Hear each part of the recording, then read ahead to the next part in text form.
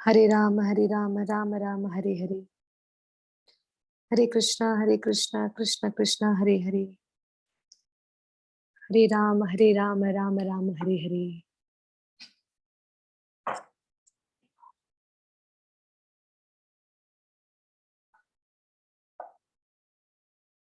हरे कृष्णा कृष्ण कृष्ण हरे हरे, हरे राम राम राम हरे हरे।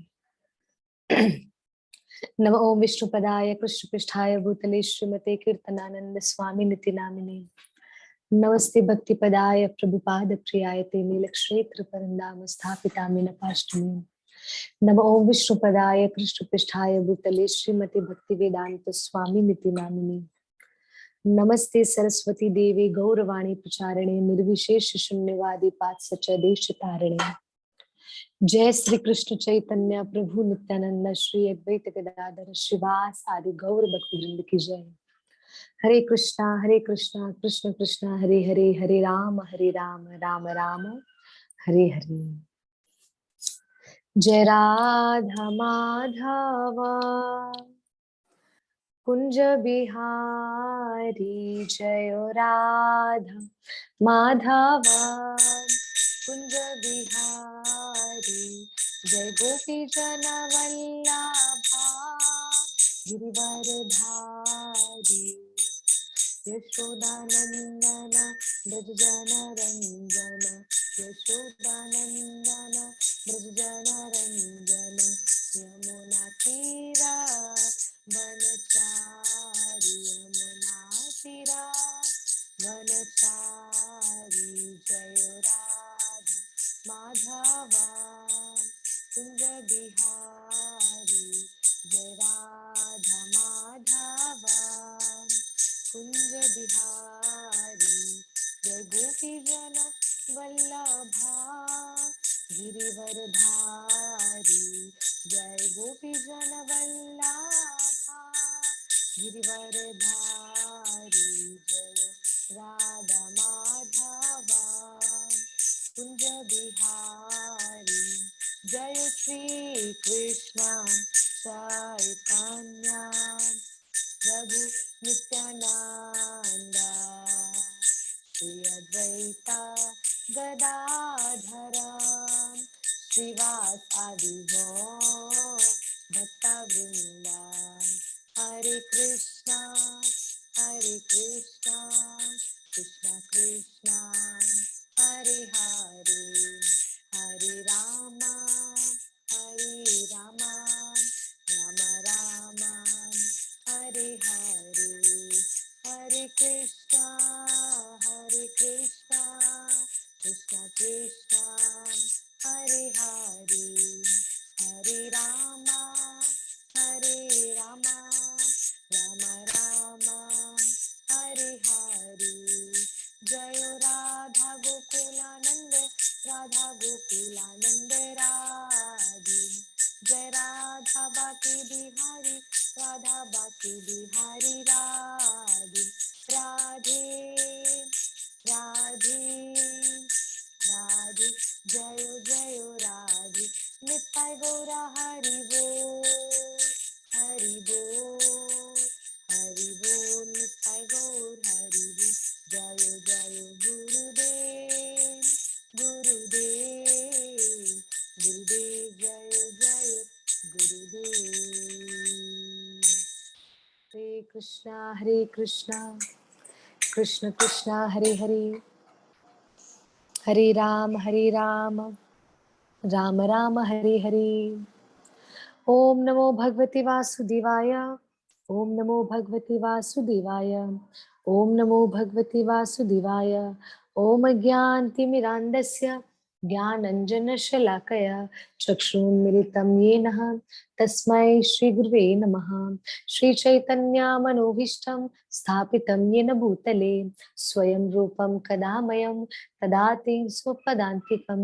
वन्देऽहं श्रीगुरु श्रीयुतापदकमलं, श्रीगुरु वैष्णवांश श्रीरूपं साग्रजातं सहगण रघुनाथाय वितं तं सजीवं साद्वैतं सावधूतं परिजन सहितं श्री कृष्ण चैतन्य देवम श्री राधा कृष्ण पदान सहगणा ललिता श्री विशाखावितांश हे कृष्ण करुणा सिंधु दीनबंधु जगतपते गोपेश गोपिका कांत राधा कांत नमोस्तुते तप्ता कंचन गौरांगी श्री राधे वृंदावनेश्वरी वृषभानुसुत देवी प्रणमामि हरिप्रिया वाञ्छाकल्पतरुभ्यश्च कृपा सिन्धुभैव च पतितनां पावनेभ्यो श्री वैष्णवेभ्यो नमो नमः। जय श्री कृष्ण चैतन्य प्रभु नित्यानंद श्री अद्वैत गदाधर श्रीवासादि गौर भक्त वृंद की जय। हरे कृष्णा कृष्ण कृष्ण हरे हरे हरे राम राम राम हरे हरे।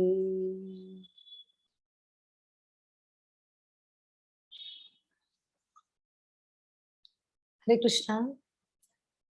श्री गोपी गीत की महिमा में आप सभी वैष्णव भक्तों का हार्दिक स्वागत है। आप सभी का धन्यवाद, आप सभी का स्वागत है और सभी को मेरी ओर से दंडवत प्रणाम। हरे कृष्णा। गोपी गीत के विषय में हम श्रवणम कर रहे हैं। गोपी गीत गोपियों का गीत है जिसको गोपियों ने गाया है। श्रीमद् भागवतम में ये गोपी गीत बताया गया है। 10वें स्कंद में आया है गोपी गीत। 10th कैंटो के अंदर गोपी गीत आया है। यहाँ पे कहते हैं जिस तरह वेणु गीत है, वेणु गीत मतलब बंसी का गीत, मुरली का गीत वेणु गीत है, उसी तरह गोपी गीत भी है जो गोपियों ने गाया है। और मैंने कल आप लोगों के साथ ये बात आपको बताई थी कि गोपी कौन है, गोपी नाम का मीनिंग क्या है। पहला मैंने बताया गोपी नाम का मीनिंग, गो मतलब गोपाल, पी मतलब प्यारी, जो गोपाल की प्यारी वही गोपी। दूसरा मैंने बताया था जो गोपन्य को पीने वाली, जो जो गहराई, जो गोपन्य को मतलब गोपन्य मतलब सीक्रेट, जो सीक्रेट नॉलेज को जो अपने अंदर समा कर रखने वाली, वो है गोपी। दूसरा बताया था। और तीसरा मैंने बताया था कि गहराई में डूबने वाली गोपी, गहराई तक जाती है गोपियां ना, डीपली जा रही है। उनका प्रेम कृष्ण से ऊपर ऊपर वाला नहीं है, उनका प्रेम कृष्ण से गहराई वाला है। तो गोपियां यहाँ पे तीन मैंने मीनिंग एक नाम की बताई, गोपी। और मैंने ये भी बताया था गोपी है कौन। गोपी कौन है? गोपी वो है कि जिसके मन में, जिसके हृदय में कृष्ण मिलन की इच्छा है, कृष्ण मिलन की अभिलाषा है, कृष्ण के लिए करने की कुछ इच्छा है, वही है गोपी, वही है गोपी। और वृंदावन के संत महापुरुष कहते हैं कि इस शरीर में हम रहकर भी, क्या बोलते हैं, इस शरीर में हम रहकर भी हम भी गोपी बन सकते हैं। कैसे?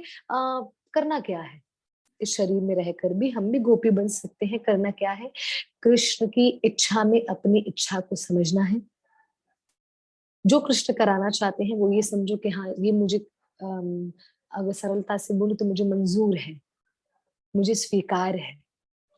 कृष्ण की इच्छा में अपनी इच्छा जो ढूंढती है वही गोपी है।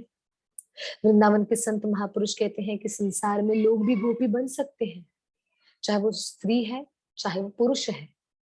जिसके मन में कृष्ण सेवा करने की इच्छा है, कृष्ण के लिए कुछ करने की इच्छा है, वो गोपी है। चाहे वो भले पुरुष के शरीर में क्यों ना हो, पर उसको गोपी मानना चाहिए। ये मैं नहीं, ये साक्षात वृंदावन के संत महापुरुष और संत श्री नाभादास जी महाराज लिखते हैं भक्तमाल कथा में। भक्तमाल कथा में लिखकर कहते हैं कि जिसके मन में कृष्ण मिलन की अभिलाषा है, कृष्ण मिलन की इच्छा है, वही तो है गोपी। और कृष्ण के लिए कुछ करने की इच्छा है, कृष्ण के लिए कृष्ण के लिए अपना जीवन अर्पण करने की इच्छा है, तो वो गोपी है, वो गोपी है। तो मैंने नाम का मीनिंग बताया, गोपी कौन है वो भी बताया, और मैंने ये भी बताया था कि गोपियों का प्राकट्य कैसे हुआ। और गोपियों का प्राकट्य कहाँ हुआ? गौलोक वृंदावन धाम में।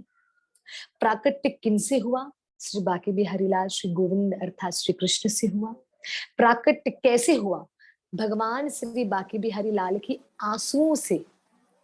जब बांके बिहारी, जब कृष्ण, जब गोविंद राधा रानी का नाम लेते लेते उनके प्रेम के विरह में जब गोविंद जब तड़प रहे हैं, तो उस समय एक एक गोपी का प्राकट्य हुआ, एक एक बूंद का गिरना और एक एक गोपी का प्राकट्य होना।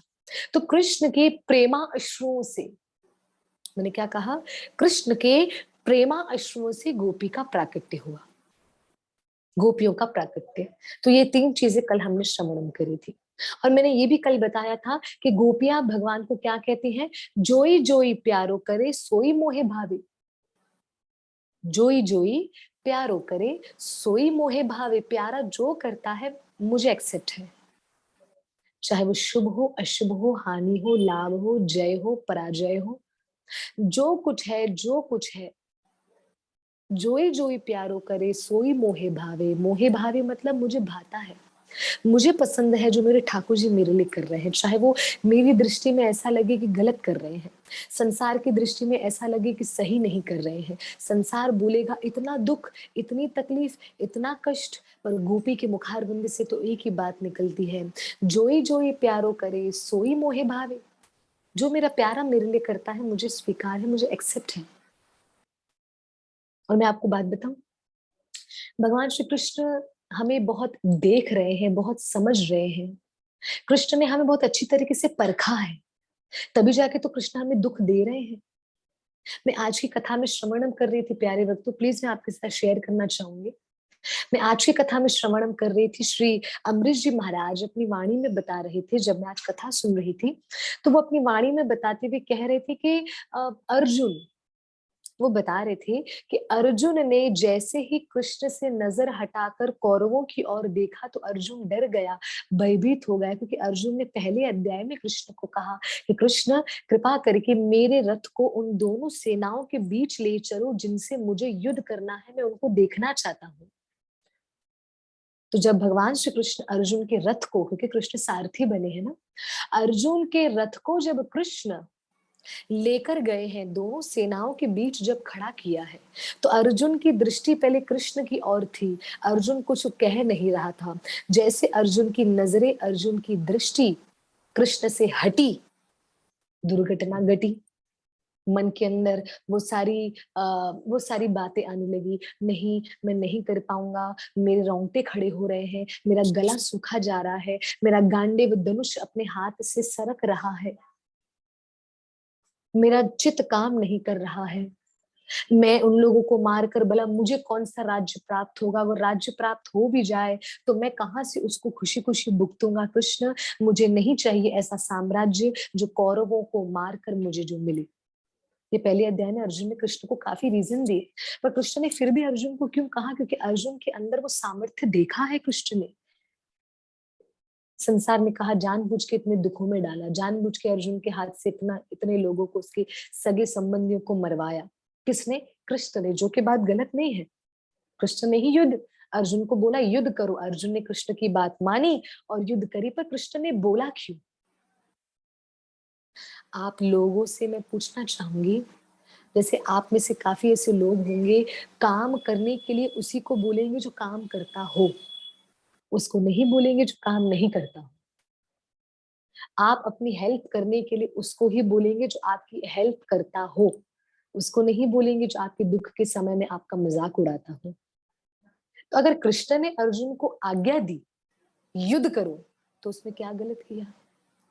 कृष्ण ने अर्जुन का सामर्थ्य देखा, अर्जुन की कैपेबिलिटी देखी, उसकी एबिलिटी देखी कि हाँ वो कैपेबल है, वो उसके अंदर सामर्थ्य है लड़ने का, युद्ध करने का, दुख सहन करने का, पीड़ा सहन करने का और मेरी आज्ञा का पालन करने का। कृष्ण ने जैसे सोचा, अर्जुन को ज्ञान दिया और ऑर्डर दिया, युद्ध करो। प्यारे भक्तों, उसी तरह हमारे जीवन में भी है। कृष्ण अगर कोई कैसी सिचुएशन अगर कृष्ण लेकर आते हैं, कृष्ण हमें किसी परिस्थिति में डाल रहे हैं, चाहे वो हमारे अनुकूल हो या हमारे प्रतिकूल हो। अनुकूल मतलब हमारी खुशी के लिए वो सिचुएशन हो, उसको बोलते हैं अनुकूल। प्रतिकूल मतलब हमारे ऑपोजिट सिचुएशन हो। तो कृष्ण प्रतिकूल स्थिति में या अनुकूल स्थिति में कृष्ण जैसे कृष्ण रखते हैं, तो उसमें भी हमको धन्यवाद करना चाहिए। किसकी तरह? गोपियों की तरह। गोपियों ने हर स्थिति में कृष्ण का धन्यवाद किया है, हर स्थिति में। हर स्थिति में गोपियों ने क्या कहा है? कृष्ण को केवल यही तो कहा है कि कृष्णा हमें आपकी भक्ति चाहिए। हम गोपी गीत प्रारंभ करने वाले हैं। हम गोपी गीत के श्लोकों में पढ़ेंगे। गोपियां कहती हैं तब कथा अमृतम तप्त जीवनम। गोपियां कहती है कि हमारे तपते हुए जीवन को आपकी कथा ऐसे सुहाती है मानो अमृत की वर्षा हो रही है। अमृत की वर्षा। प्यारे बच्चों, जब बहुत गर्मी होती है फिर बारिश आती है, थोड़ा अच्छा लगता है। और वही बारिश अगर कंटिन्यू हो जाए, कुछ लगातार 4 से 5 दिन कंटिन्यू हो, तो वातावरण, क्लाइमेट, वेदर ठंडा हो जाता है। वृंदावन में अभी कुछ दिन पहले बारिश थी। तो वृंदावन में कुछ दिन पहले सिर्फ कितने दिन बारिश हुई, सिर्फ शाम से स्टार्ट हुई और नेक्स्ट डे सुबह तक बरस रही थी बारिश।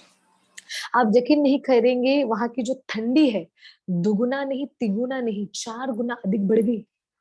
ठंडी और बढ़ गई क्योंकि वो उस स्थान पे बारिश हुई। वैसे भी वृंदावन में ऑलरेडी ठंडी थी ही, पर कहने का तात्पर्य है अगर किसी गर्म स्थान पर अगर पानी को छोड़ा जाए तो वो ठंडा हो जाता है। हाँ जी, वो ठंडा हो जाता है। थोड़ा सा बाफ निकलती है, थोड़ा सा आवाजें आती है। उदाहरण आपको दे दूं, चूल्हे पर अगर गरम गरम तवा पड़ा हुआ है जिसपे हम चपाती सेकते हैं, आप उस गरम गरम तवे पर पानी डाल दीजिए, वो ठंडा तो होगा पर साथ ही साथ वो अपनी गरमाइश को भी थोड़ा थोड़ा छोड़ेगा। हाँ जी, वो अपनी गरमाइश को, जिसको हम बाफ कहते हैं, उसको ऊपर निकालेगा, छोड़ेगा, पर तवा भी थोड़ा ठंडा हो जाएगा जिसपे हम चपाती सेकते हैं। चपाती हम गर्मा गर्म रोटियां बनाते हैं। तो मेरे प्यारे भक्तों, उसी तरह गोपियां कहती हैं तब कथा अमृतम तप्त जीवनम। कृष्ण, आपकी कथा हमारे तपते हुए जीवन, हमारा जीवन तप रहा है। तप रहा मतलब हमारा जीवन दुखों से, कष्टों से, तकलीफों से तप तप रहा है, गर्म हो गया है। तो आपकी कथा पता है क्या करती है? आपकी कथा हमारे तपते हुए जीवन के अंदर अमृत की वर्षा का काम करती है। तब कथा अमृतम।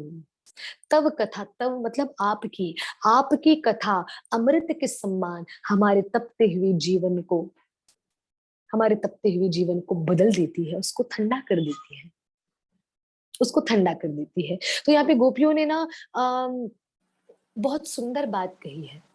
और मेरे प्यारे भक्तों, किसी ने मुझसे कहा था कि माता जी डिप्रेशन वगैरह बहुत हो जाता है, क्या करें? तो मैं उनको यही कहना चाहूंगी कि उनको गोपी गीत अवश्य पढ़ना चाहिए। क्योंकि गोपी गीत पढ़ने से हमारा चित्त है ना कृष्ण में लग जाता है। तो अगर इस ये चित्त अगर बिजी रहेगा ना, तो डिप्रेशन में जाने के लिए चित्त खाली नहीं रहेगा, क्योंकि बिजी है कृष्ण की सेवा में। डिप्रेशन में जाएगा तभी हमारे, जब हमारे कहते हैं ना खाली दिमाग शैतान का घर। ये खाली दिमाग में कुछ ना कुछ बातें चल रही है, हम हमारी मन गढ़ंत बातें हम बना रहे हैं, चले जा रही है। सर दर्द होना, शरीर दर्द होना, तबीयत खराब होना, ये होना, वो होना, करते करते करते करते करते करते डिप्रेशन। हम उसको एक शब्द दे देते हैं, डिप्रेशन।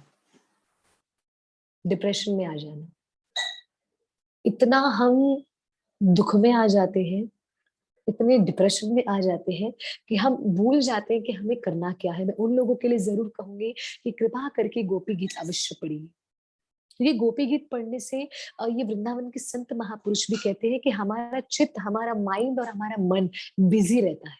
किसमें? कृष्ण की लगन में, कृष्ण के चिंतन में, कृष्ण की सेवाओं में, कृष्ण के बारे में विचार करने में।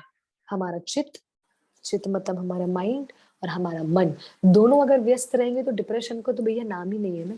और गोपियां कृष्ण की प्रेम, कृष्ण से प्रेम तो करती हैं, पर प्रेम के साथ साथ गोपियां कृष्ण की भक्ति भी करती हैं। गोपियां कृष्ण से प्रेम तो करती है, पर कृष्ण से प्रेम करने के साथ साथ कृष्ण की भक्ति भी करती हैं। भक्ति भी करते हुए अपने जीवन को, अपने जीवन का निर्वाह करती है। हाँ, तो यहाँ पे बहुत सुंदर बहुत सुंदर बात बताई है कि जो डिवोशन, डिवोशन मतलब भक्ति, आप सभी भक्तों को पता होगा। आप प्लीज इस बात को जरूर नोट करिएगा, जो मैं जो मैं बताना चाहती हूँ, जो मैं बोलना चाहती हूँ, जो हृदय से बात प्रकट हो रही है। हाँ जी, तो यहाँ पे बताते हैं कि devotion is the only remedy to depression. Devotion ही डिप्रेशन का एकमात्र सॉल्यूशन है, एकमात्र उपाय है। जो डिवोशन में आ गया है, जो भक्ति में आ गया है, उसके जीवन में डिप्रेशन का डी भी नहीं आता, क्योंकि उसके जीवन में डिवोशन का डी है, डिप्रेशन का डी नहीं है, डिवोशन का डी है।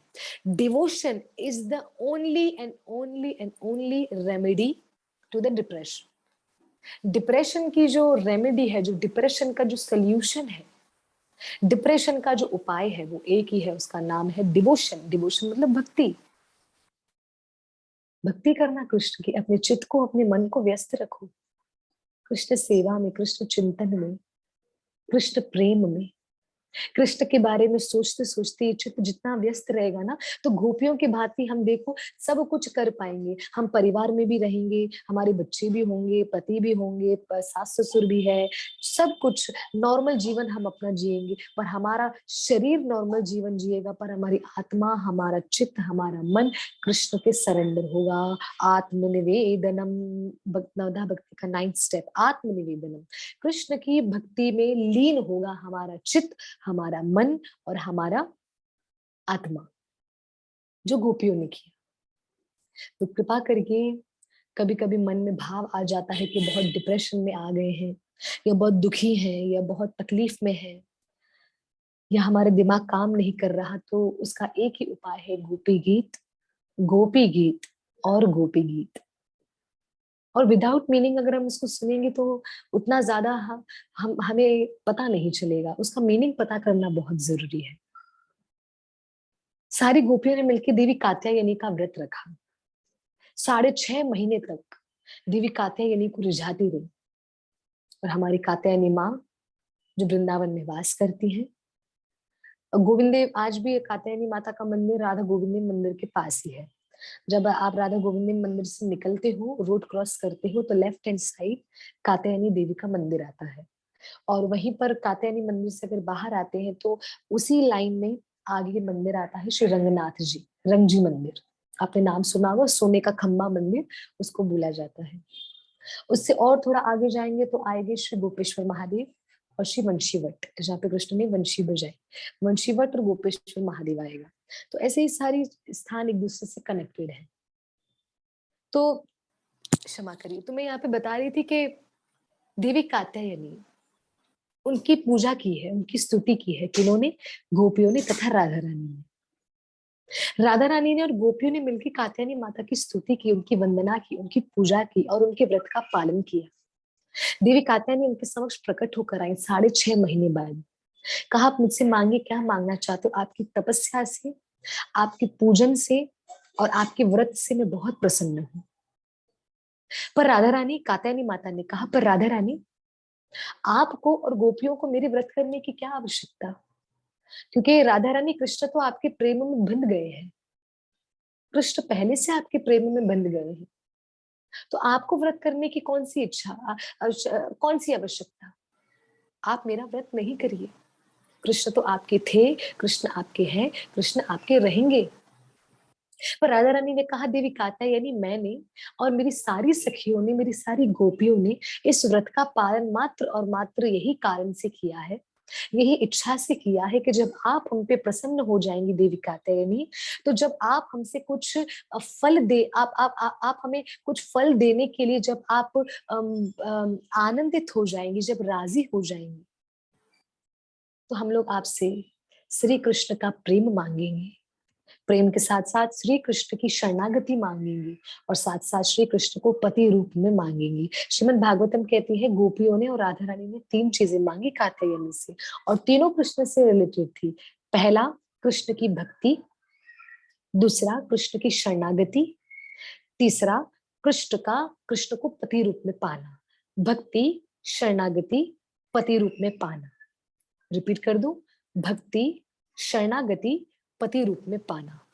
ऐसे इन तीनों में क्या किया है, ये तीनों की ये तीनों इच्छा को प्रकट करते हुए सारी गोपियों ने और श्रीमती राधा रानी ने देवी कात्यायनी से ये इच्छा की अभिलाषा करी है।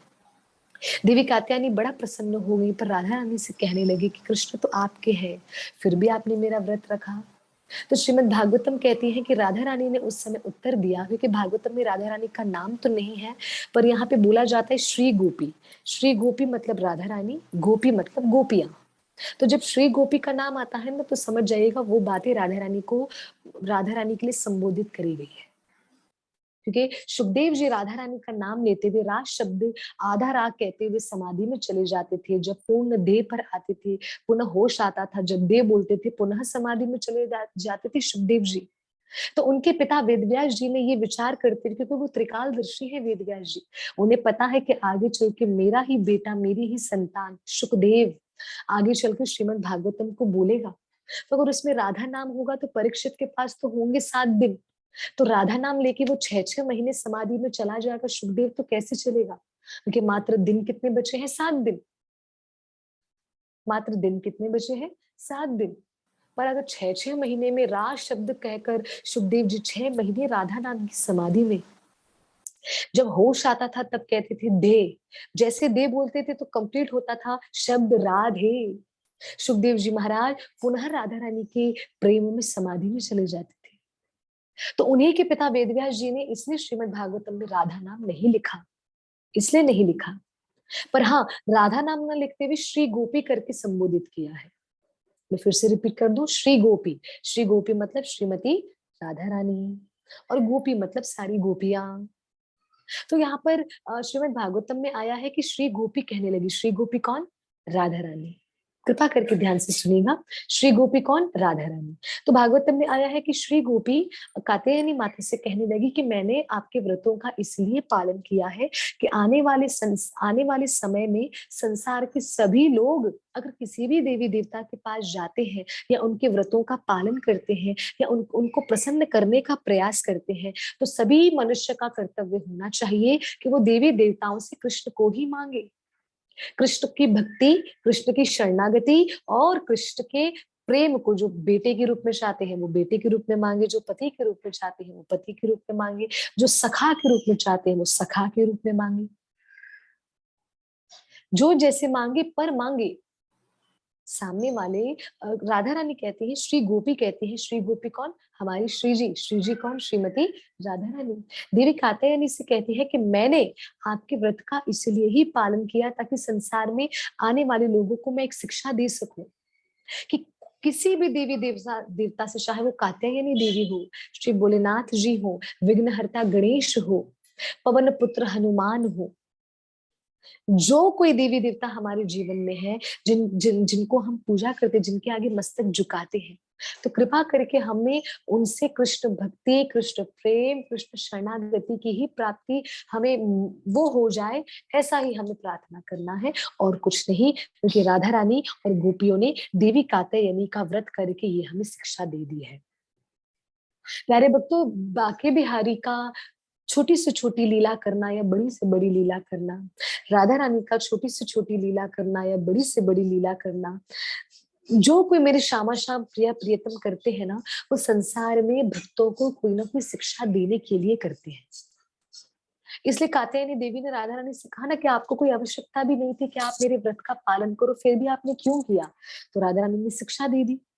इसलिए शिक्षा दी, राधा रानी ने कहा कि संसार को पता चले कि देवी देवताओं के सामने भी संसारी वस्तु की अभिलाषा नहीं करनी है, वो तो न मांगने से भी मिल जाता है। तो मांगना क्या है? जो चीज अनमोल है उसको मांगिए ना। जो आपको पता है मुश्किल से मिलेगा उसको मांगिए ना। जो आपको पता है मिलना इतना इजी नहीं है, बड़ा डिफिकल्ट है, उसको मांगिए ना। तो देवी देवताओं से कृष्ण की भक्ति, कृष्ण की शरणागति, कृष्ण का प्रेम ही मांगना चाहिए। इसकी शिक्षा किसने दी? राधा रानी ने, सारी गोपियों ने, और श्री कात्यायनी देवी का व्रत का पालन करते हुए ये शिक्षा हम सबके सामने रखी है। जब के देवी कात्यायनी ने जब ये बहुत सुंदर उपदेश सुना, महागौरी महामाए व्रत श्लोक भी बताते हैं उसमें, तो उस भाव को प्रकट करते हुए राधा रानी कहने लगी कात्यायनी देवी से कि हमने जो आपके व्रत का पालन किया है, हमने जो आपको प्रसन्न करने का प्रयास किया है देवी कात्यायनी, हम उसकी अभिलाषा यही चाहती है कि कृष्ण हमें पति रूप में प्राप्त हो जाए, कृष्ण के चरणों में हमारी शरणागति हो जाए और कृष्ण की भक्ति प्राप्त हो जाए। मैंने कहा ना, devotion is the only solution, only remedy to the depression. सखियों को, राधा रानी को कोई डिप्रेशन वगैरह नहीं था, पर वो शिक्षा में ये बताना चाहते हैं कि डिवोशन जीवन में कितना जरूरी है, भक्ति जीवन में कितना जरूरी है, कितनी ज्यादा जरूरी है। तो देवी देवी कात्यायनी कहने लगी, जो आपको पता होगा, जब हम नवरात्रि रखते हैं, हाँ जी, जो नवरात्रि रखते हैं, उन उन नवरात्रों के 9 दिनों में से जो छठा दिन, जो 6th डे आता है, वो होता है श्री कात्यायनी देवी का। तो देवी कात्यायनी देवी परम पवित्र, परम सुंदर, परम कृपालु, परम दयालु, श्री राधा रानी से हमेशा स्नेह करने वाली, श्री राधा रानी के हमेशा चरणों का दर्शन करने वाली, और देवी कात्यायनी कृष्ण भक्ति प्रदान करने वाली, कृष्ण भक्ति प्रदान करने वाली कौन? देवी कात्यायनी। तो यहाँ पे कथा में बताते हैं कि मैं ये बताना चाहती थी कि कात्यायनी देवी से जब राधा रानी और सखियों ने ये अभिलाषा करी है, ये प्रार्थना करी है, और साथ ही साथ ये भी कहा कि हमें पति रूप में मिल जाए, बस ऐसी कृपा करें। तो देवी कात्यायनी ने कहा कि भगवान श्री कृष्ण, भगवान श्री कृष्ण शरद पूर्णिमा की रात्रि यमुना तट के किनारे आप सभी गोपियों के संग वंशी वट पर महाराज करेंगे, वंशी बजाते हुए, वंशी बजाते हुए। उस स्थान का नाम पड़ेगा वंशीवट। शरद पूर्णिमा की रात्रि है, यमुना तट का स्थान है। रात्रि के समय आप सभी को, आप सभी के संग कृष्ण दिव्य भव्य महारास करेंगे, दिव्य भव्य महारास। तो गोपियों ने जब ये बात सुनी तो बोला कब करेंगे? बोला उसके लिए आपको थोड़ी और तपस्या करनी पड़ेगी। तो बोला ठीक है, हम करने के लिए तैयार हैं। उतने में सारी गोपियों ने तपस्या करना प्रारंभ किया। क्या तपस्या करना प्रारंभ किया? अपने जीवन को पवित्र करने का प्रयास किया। नित्य प्रतिदिन कृष्ण का और चिंतन बढ़ा दिया, नित्य प्रतिदिन कृष्ण का चिंतन करती, कृष्ण की सेवा करती, कृष्ण का दर्शन करने का इच्छा रखती। कृष्ण गैया चराने जाते तो उनका दर्शन करती, कृष्ण गैया चरा कर आते तब उनका दर्शन करती। मतलब गोपियों का जो प्रेम था, गोपियों का जो भाव था, वो और बढ़ गया, वो और बढ़ गया। तो बढ़ते बढ़ते बढ़ते बढ़ते प्यारे भक्तों, मैं आपको यहाँ पे बताना चाहूंगी कि गोपियों का प्रेम और बढ़ गया, पर उनको भी तपस्या करनी पड़ी, उनको भी तपस्या करनी पड़ी। देवी कात्यायनी ने कहा कि और 6 महीने तपस्या करनी पड़ेगी। गोपियों ने बिना संकोच किए, गोपियों ने कहा ठीक है। तो आप मुझे बताइए, 6.5 वर्ष पहले, क्षमा कीजिए, 6.5 महीने पहले गोपियों ने तपस्या की देवी कात्यायनी के लिए। देवी कात्यायनी प्रसन्न होकर आई। देवी कात्यायनी ने भी 6 महीने और दे दिए, मतलब 1 साल हो गया पूरा। 1 साल तक गोपियां कृष्ण को पति रूप में पाने के लिए बहुत बहुत कठिन से कठिन तपस्या करने लगी। श्रीमद् भागवतम में तो बताते हैं, गोपियों ने तो अपना भोजन भी त्याग दिया। हाँ जी, गोपियों ने तो अपना भोजन भी त्याग दिया, फल आहार करके रहती थी, फलहार पर रहती थी या तो जल आहार पर रहती थी, फल आहार पर रहती थी या तो जल आहार पर रहती थी।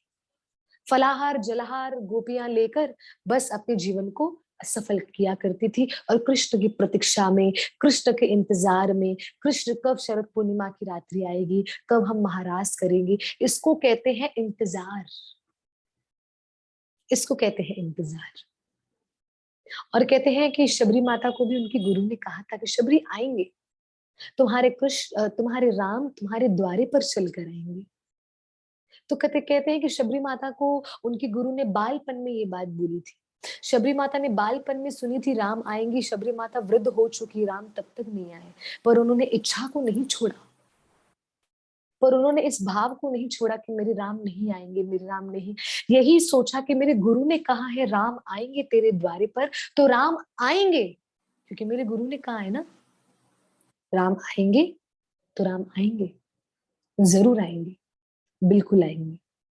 तो प्यारे भक्त, तो कहने का मेरा तात्पर्य इतना है कि गोपियों की तरह इंतजार, शबरी मैया की तरह इंतजार हो जाए तो वो कृपा ही कृपा है, कृपा ही कृपा है। तो आगे चल के कथा में बताते हैं कि गोपियों ने और 6 महीने, और 6 माह, मास तक, मास मतलब महीना, और 6 माह तक गोपियों ने ठाकुर जी की प्रतीक्षा करी है, ठाकुर जी की प्रतीक्षा करी है। और प्रतीक्षा करते हुए शरद पूर्णिमा की रात्रि को कृष्ण महाराज करेंगे। वो समय का प्रतीक्षा किया है गोपियों ने, इंतजार किया है। दिन बीता, समय बीता, गोपियों से दिन कट भी नहीं रहा। दिन बीता, समय बीता, अब वो समय आ गए। शरद पूर्णिमा की रात है, यमुना तट का किनारा है। भगवान श्री कृष्ण अर्धरात्रि में अपनी वंशी बजाना चालू करते हैं और हम अपनी वंशी बजाते बजाते अपनी वंशी में एक एक नाम पुकार रहे हैं। एक एक नाम, एक एक गोपी का नाम, एक एक गोपी को पुकार रहे हैं वंशी बजाते बजाते। क्योंकि ठाकुर जी जब वंशी बजाते थे ना, तो उसी वंशी में, उसी बंसी में ठाकुर जी एक एक गोपी का नाम पर्सनली पुकार कर उनको बुलाते थे, उनको बुलाया करते थे। तो सारी गोपियों को ठाकुर जी ने उनका नाम वंशी में बजाते बजाते पुकारा है, उनको बुलाया है। तो सारी गोपियों ने जब अपना नाम सुना, तो सारी गोपियां भागे भागे आने लगी। कोई क्या काम कर रहा है, कोई क्या काम कर रहा है। पर उनको पता था कि बस कृष्ण बुलाएंगे तो जाना ही है, पर उनको नींद भी नहीं आती थी। तो वो नींद ना आने के कारण कोई ना कोई घर का काम वगैरह किया करती थी। कौन? सारी गोपियां।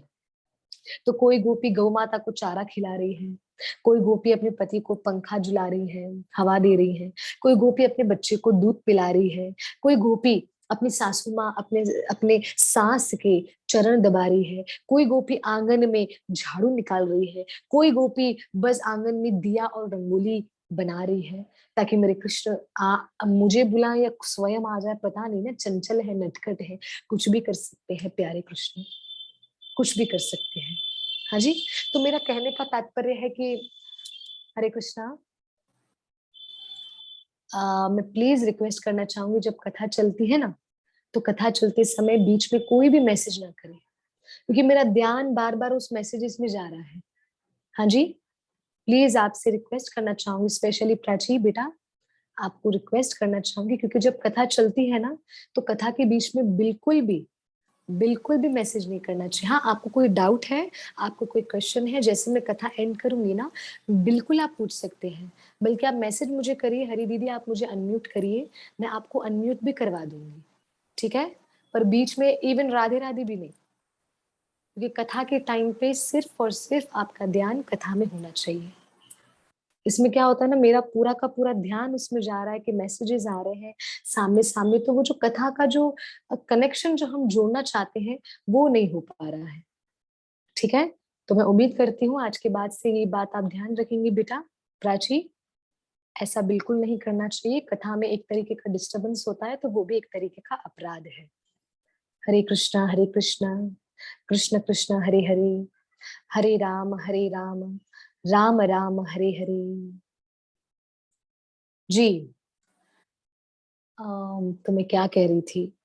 हाँ, तो मैं यहाँ पे गोपियों के विषय में बता रही थी, कोई गोपी क्या सेवा कर रही है, कोई गोपी क्या सेवा कर रही है। तो गोपियां सेवा करते करते जब अपना नाम सुनने लगी ना, तो गोपियां अपना सुध बुध बुला बुला बैठी। गोपियां भूल गई कि हम कर क्या रही हैं, हम यहाँ पे क्या कर रही हैं। गोपियां सुध बुध अपना बुला बैठी सारी गोपियां। और गोपियां क्या करने लगी, जो पति के चरण दबा रही हैं, जो पति के चरण दबा रही हैं, वो उठकर अंदर रसोई में प्रसाद बनाने चली गई। ये सोचकर कि कृष्ण ने अभी वंशी बजाई है पर अभी तक बुलाया तो नहीं है ना। ये कृष्ण ने वंशी वादन प्रारंभ किया था पर अभी तक नाम नहीं लिया। तो सारी गोपियां अपनी सुध बुध बुला बैठी। कोई क्या कर रही है तो कोई क्या, मतलब अपना ऑपोजिट काम करने लगी, अपना ऑपोजिट काम। बच्चे को दूध पिलाते पिलाते उसी बच्चे को आंगन में लेके जाके गौ मैया के पास रख दिया, और गौ मैया को घास देने के बजाय गौ मैया के सामने पति का खाना रख रही है, और पति को जो खाना देना है, पति के सामने गौ माता का घास रख रही है। पति अर्धरात्रि में सोए हुए हैं, तो दीपक जलाकर दरवाजे के बाहर रंगोली बनाकर नृत्य कर रही है। अपनी सुध बुध बुला बैठी गोपियां, अपनी सुध बुध बुला बैठी कि हम कौन है। तो जब कृष्ण की वंशी सुनी, तो उनको उनको अपने शरीर पर, सरलता से बोलूं तो अपने आप पर उनको काबू नहीं रहा, उनको अपने आप पर कंट्रोल नहीं रहा कि हमें क्या करना है क्या नहीं करना है। कृष्ण की ध्वनि, कृष्ण की वंशी सुनकर वो मोहित हो गई, वो दीवानी हो गई, बिल्कुल दीवानी, बिल्कुल मोहित, बिल्कुल मग्न, डूब जाना, रम जाना, लीन हो जाना। इसलिए पता है, जब भी कथा चले, जब भी कीर्तन चले, जब भी हम वैष्णवों का दर्शन करते हैं, जब भी हम प्रिया प्रियतम का दर्शन करते हैं तो हमें लीन होने का प्रयास करना चाहिए। मैं ये नहीं कह रही हूँ हो जाओ, मैं कह रही हूँ प्रयास करना चाहिए, प्रैक्टिस करनी चाहिए, अभ्यास योग युक्तेन। जब भी हम सत्संग सुन रहे हैं, जब भी हम कीर्तन सुन रहे हैं या कीर्तन कर रहे हैं या कथा कर रहे हैं या प्रिया प्रियतम का दर्शन कर रहे हैं या उनके भक्तों का दर्शन कर रहे हैं, तो उसमें डूब जाना चाहिए, उसमें लीन हो जाना चाहिए। थोड़े समय के लिए भूल जाना चाहिए कि हम कौन है, कहाँ से है, क्या करना है, क्या नहीं करना है। आपका 100% आपका ध्यान, आपका हृदय केवल ठाकुर जी में होना चाहिए, केवल ठाकुर जी में, केवल और केवल, केवल और केवल कृष्ण में होना चाहिए। जो आपका समय है, जो आप जिस समय आप कृष्ण की सेवा पूजा करते हैं, तो उस समय आपका चित्त, आपका मन कहीं और न भटकते हुए ठाकुर जी में लगना चाहिए। ये और कोई नहीं, ये सारी गोपियां सिखा रही हैं हमें, गोपियां सिखा रही है हमें, वो बता रही है कि हमें जीवन कैसे जीना चाहिए। एक जीवन जीने का तरीका भी तो आना चाहिए ना। हम भक्त है ना, तो भक्तों का जीवन थोड़ा अलग होना चाहिए, संसारी लोगों की तरह नहीं होना चाहिए। भक्त का जीवन अलग होना चाहिए। तो गोपी हमें जीवन जीने का तरीका सिखाती है। गोपी यहाँ पे कहते हैं कि मग्न हो जाओ, जब आप कृष्ण का चिंतन करते हो तो लीन हो जाओ, जब आप कृष्ण के बारे में सोचते हो तो लीन हो जाओ, जब आप कृष्ण की सेवा करते हो तो लीन हो जाओ। उस समय केवल कृष्ण, कृष्ण और कृष्ण, और कोई नहीं, और कोई नहीं। तो यहाँ पे गोपियों भाव विभोर हो गई, और भाव विभोर होने के बाद रात्रि बीतने लगी। जब अर्धरात्रि हुई तो ठाकुर जी सारी गोपियों को पुकारने लगे। अब पहले तो वंशी बजा रहे थे, तो वंशी बजाकर गोपियों का मन मोहित कर लिया, मन आकर्षित कर लिया। अब मन को आकर्षित करने के बाद अब उसी वंशी पर, उसी बंसी पर ठाकुर जी गोपियों को पुकार रहे हैं। एक एक सखी का, एक एक गोपी का मेरे प्यारे कृष्ण नाम पुकार रहे हैं अपनी वंशी पर। अर्धरात्रि यमुना किनारे वंशीवट, शरद पूर्णिमा की रात, शरद पूर्णिमा की रात। सारी गोपियों ने जब सुना कि कृष्ण हमारा नाम पुकार रहे हैं, जो जैसी थी वो वैसी बनकर आ गई, जो जैसी थी। किसी के केश खुले हुए हैं, कोई अभी तक अपने बाल बना रही थी, कोई रसोई साफ कर रही थी, किसी के वस्त्र नॉर्मल साधारण से पहने हुए हैं। ये नहीं सोच रहे कृष्ण बुला रहे हैं तो तैयार तो होके जाए। जो जैसी थी, मैंने कहा ना, सुध बुध बुला बैठी है ना। तो जो गोपी जैसी थी, किसी के बाल खुले हैं, किसी की चूड़ियां उतरी हुई हैं, किसी को श्रृंगार नहीं पहना हुआ है, किसी को तो वस्त्र तो पहने हुए हैं पर सर पर दुपट्टा नहीं रखा हुआ, किसी को तो दुपट्टा भी पहना हुआ है पर वो दुपट्टा गिर रहा है, इतना भी होश नहीं।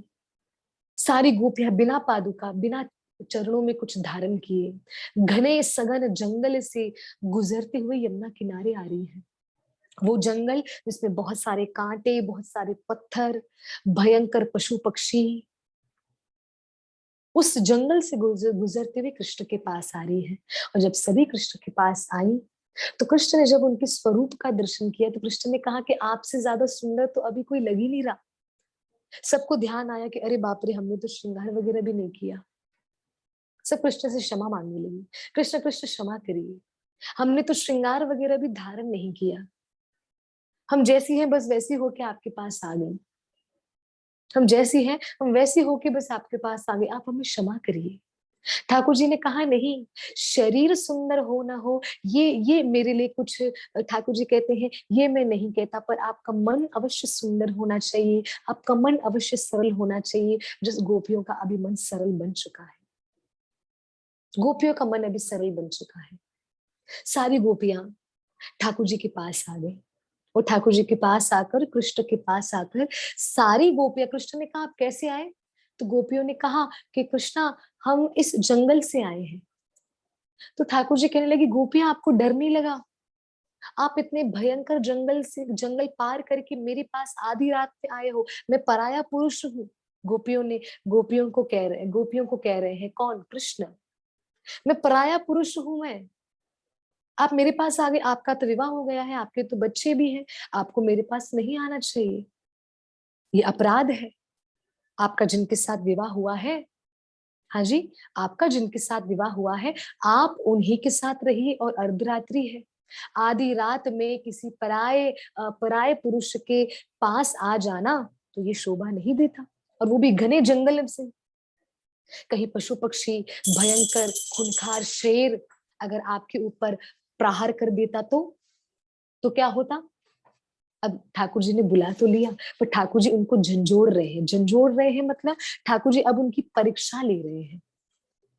परीक्षा लेना मतलब ठाकुर जी बुलाया भी खुद ही ठाकुर जी ने, और बुलाने के बाद वो ऐसे भी बोल रहे क्यों आई हो।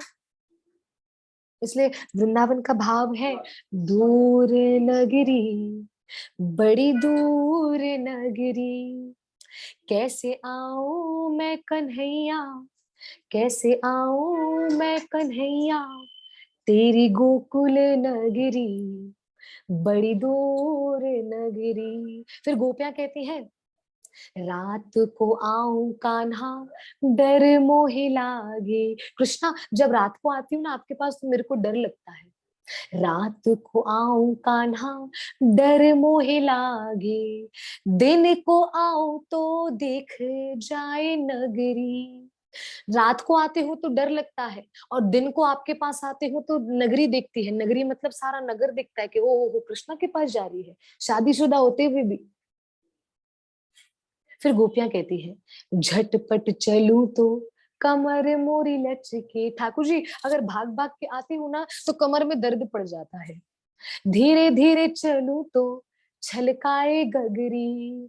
ठाकुर जी जल्दी जल्दी चलती हूँ तो कमर में दर्द होता है, और धीरे धीरे चलती हूँ ना, जो मटके मैंने अपने सर पर रखे हैं, दही मक्खन लस्सी छाछ के जो मटके रखे हैं, धीरे धीरे चलने से वो कहीं ना कहीं अपना बैलेंस बिगाड़ देते हैं।